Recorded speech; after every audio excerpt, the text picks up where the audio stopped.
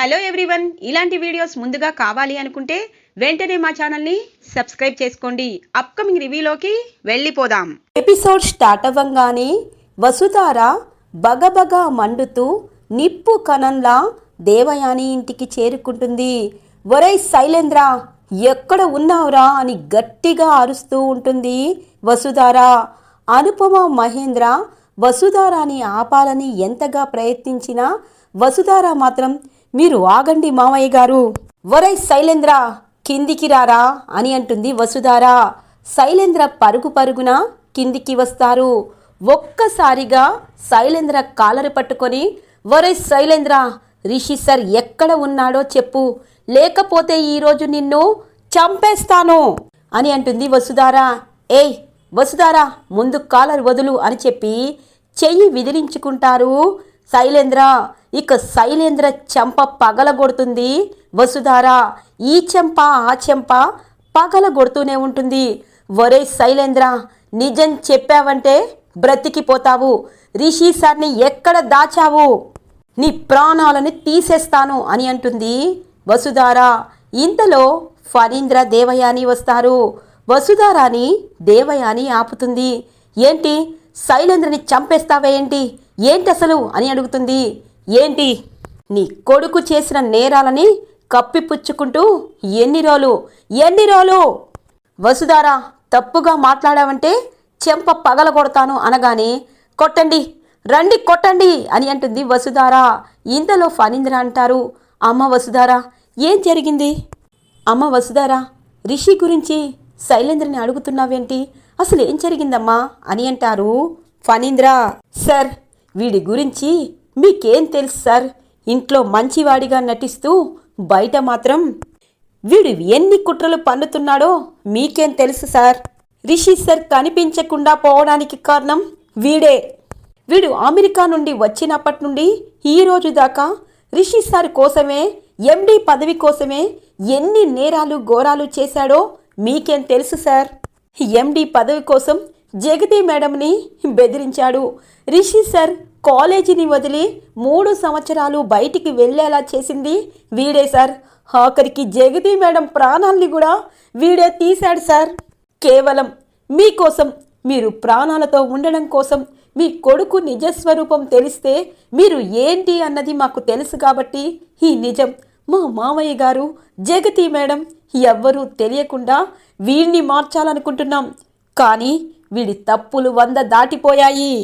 ఈ ఇంట్లో ప్రతి ఒక్కరిని మేడం సార్ అని గౌరవించే నేను వీడిని వీడు అంటున్నానంటే వీడు ప్రవర్తన ఏంటి, వీడు ఎంతగా దిగజారిపోయాడు అన్నది మీకు ఈ పాటికే అర్థమై ఉంటుంది.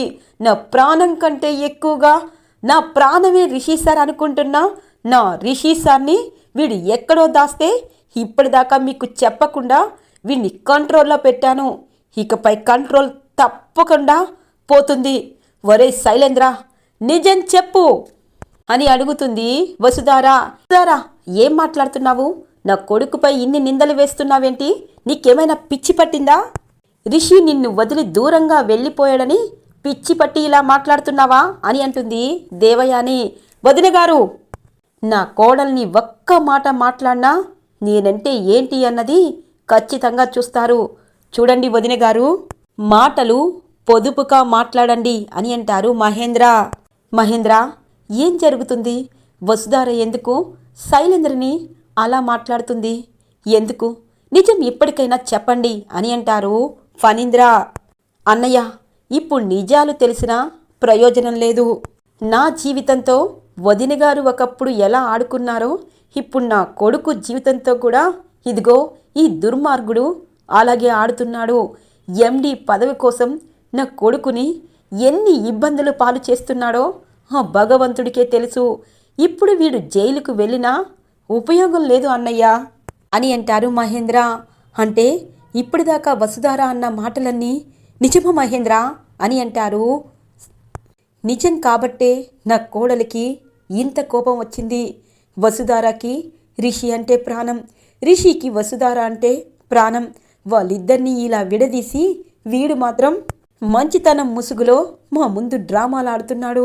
అన్నయ్య, ఇన్ని నిజాలు తెలిసి మేము ఏం చేయలేకపోయాం. నువ్వు కూడా వీణ్ణి ఏమీ చెయ్యొద్దు. అదిగో ఆ పైనున్న దేవుడు ఒకడు ఉంటాడు కదా, ఖచ్చితంగా ఆ దేవుడికి మాత్రం వీడి గురించి తెలిసి ఎలాంటి నిర్ణయం తీసుకోవాలో అదే తీసుకుంటారు. అమ్మ వసుధారా, వీడు అమెరికా నుండి వచ్చి ఎండి పోస్టుని లాక్కోవాలనుకున్నాడు. ఇప్పటిదాకా చేసిందేమీ లేదు. నా కొడుకుని కూడా వీడు ఏమీ చెయ్యలేడు. నా కొడుకు రాజులా వస్తాడు, రాజులా కాలేజీని ఏలుతాడు. వీడి కళ్ళ ముందే వాడు రాజులా ఉంటే వీడు తట్టుకోలేని కుళ్ళుతో వీడి గుండె ముక్కలవ్వాలి, ఏమీ చెయ్యలేనని కుళ్ళి కుళ్ళి ఏడవాలి. అదే దేవుడు వీడికి వేసిన పెద్ద శిక్ష. రా వసుధారా అని చెప్పి వసుధారాని తీసుకుని వెళ్తూ ఉంటారు మహేంద్ర. వాళ్ళు వెళ్ళిపోగానే ఇక ఫణీంద్ర శైలేంద్ర కాలర్ పట్టుకుంటారు. వరే దుర్మార్గుడా, ఇంట్లో పామును పెట్టుకొని ఊరంతా వెతికినట్టు ఇలా నా తమ్ముణ్ణి కొడుకుని ఇన్ని కుట్రలతో దూరం చేస్తావా?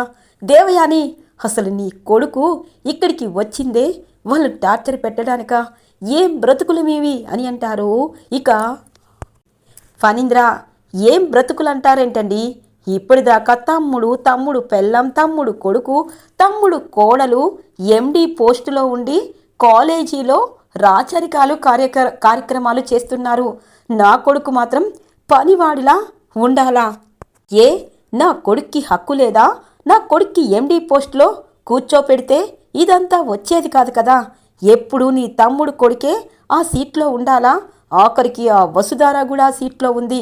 మరి నా కొడుక్కి కోపం రాదా అని అంటుంది దేవయాని. ఇక ఫణీంద్ర దేవయాని దగ్గరికి వస్తారు. చూడు దేవయాని, ఇంకా నీకు మాట్లాడడానికి ఆ నోరు ఎలా వస్తుందో నాకు అర్థం కావట్లేదు. ఇప్పుడు నీ కొడుకు ఇక్కడ నించొని మాట్లాడుతున్నాడు. నువ్వు తన వెనకాల ఉన్నావంటే కారణం నా తమ్ముడు జగతి, వసుధార, రిషినే. వాళ్ళు చిన్న కంప్లైంట్ గనక వెళ్ళి పోలీస్ స్టేషన్కి ఇస్తే నీ కొడుకు జీవితాంతం జైలు కూడు, చిప్పకూడు తినాలి. వాళ్ళు వదిలేశారంటే వారు పెట్టిన భిక్ష మాత్రమే. ఇప్పటికైనా మీరు మారారు. లేకపోతే మీ ఇద్దరిని వదిలేసి నేను నా తమ్ముడి దగ్గరికి వెళ్ళిపోతాను. వారం రోజుల కల్లా రిషి ఎక్కడ ఉన్నా సరే వెతికి తీసుకురావాలి. లేకపోతే నువ్వు కిడ్నాప్ చేసినట్టయితే రేపటికల్లా రిషిని ఇక్కడికి తీసుకురావాలి. లేకపోతే నేను మిమ్మల్ని వదిలి వెళ్ళిపోతాను అని చెప్పి ఫణీంద్ర అక్కడి నుండి తన రూమ్లోకి వెళ్ళిపోతారు. ఇక ధరణి అంటుంది, ఛీ, మీ ఒక బ్రతుకులేనా? ఎంతోమంది మనుషుల్ని చూశాను, కానీ మీలాంటి దరిద్రమైన మనస్తత్వాలని ఎంతమంది ఎన్ని అనుకున్నా ఆఖరికి ఆడది కొట్టినా ఇలా సీటు కోసం, ఎండి పోస్టు కోసం ఇంతగా ఉంటావని అస్సలు అనుకోలేదు. నిన్ను పెళ్లి చేసుకున్నందుకు నాకు సిగ్గుగా అనిపిస్తుంది అని చెప్పి ధరణి కూడా నానా మాటలు అని అక్కడి నుండి వెళ్ళిపోతుంది. ఇది ఇలా ఉండగా భద్ర తన ఇంటికి వస్తారు. తన ఇంటి తలుపులు ఇటు అటు చూస్తూ తెరుస్తారు భద్ర.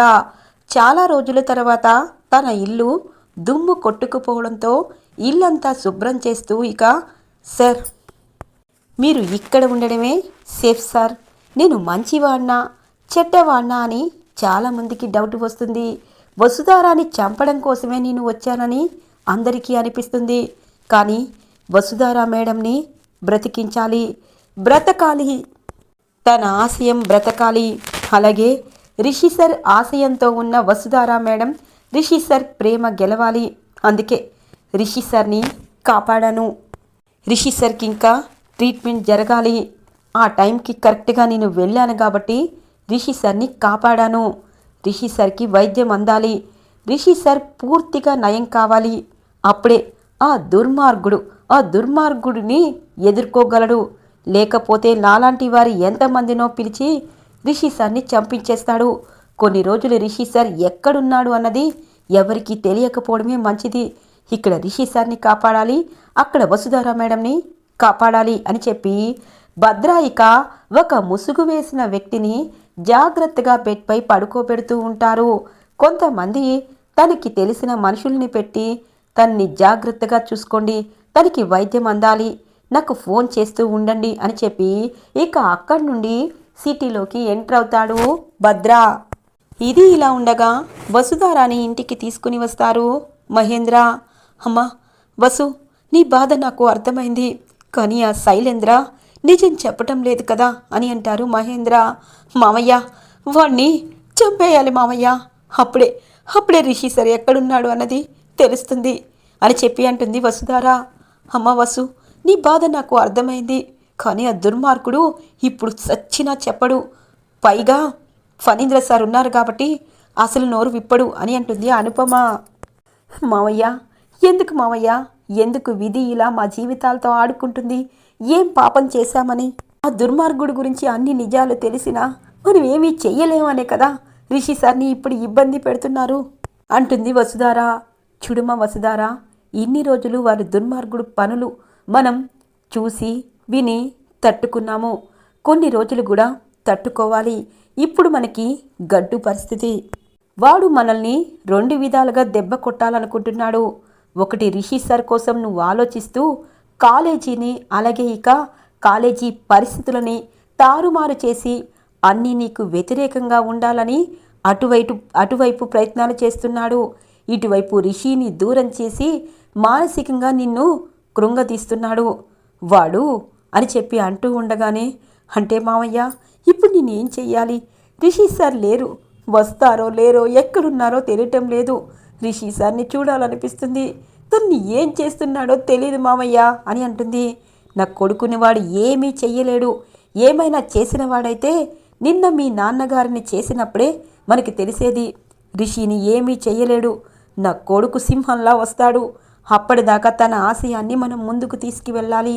గుండెల్లో ఎంత బాధ ఉన్నా మనం మాత్రం రిషి వెనకాలే నడవాలి అని అంటారు మహేంద్ర.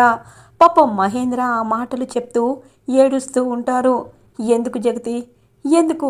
నువ్వు చనిపోయావు, అయినా నీ కొడుకు కష్టాలు మాత్రం పోవటం లేదు అని చెప్పి మనసులో అనుకుంటూ వసుధారకి ధైర్యం చెప్తారు. చూడమ్మా, రిషి లేకపోయినా నువ్వు ఆ ఫంక్షన్ని ఎంతగా చేశావో, ఎందరి మొప్పు పొందావో, మినిస్టర్ గారు నిన్ను ఎంతగా మెచ్చుకున్నారో మాకే తెలుసు. రిషి కొన్ని రోజుల తర్వాత వస్తారు. అప్పటిదాకా రిషి ఆశయంగా, రిషి కోరుకునే విధంగా DBST కాలేజీని ముందుకు తేవాలి, మిషన్ ఎడ్యుకేషన్ని పైకి తేవాలి. రిషి వచ్చేలోపు ఇదిగో వసుధార నేను లేకపోయినా ఇన్ని పనులు చేసిందని సగర్వంగా పొందాలి. ఇదే అని అంటారు మహేంద్ర. ఇక వసుధార బాధగా తన రూమ్లోకి వెళ్ళిపోతుంది. తెల్లవారుతుంది. వసుధార కాలేజీకి వెళ్తుంది. తన క్యాబిన్లో కూర్చొని రిషి జ్ఞాపకాలతో బాధపడుతూ ఉంటుంది. పక్కనే MD సీట్ని చూస్తూ, సార్ మళ్ళీ మీరు ఎప్పుడు ఇక్కడ కూర్చుంటారు? మళ్ళీ మన ఇద్దరం ఎప్పుడు ఇలా కూర్చుంటాము?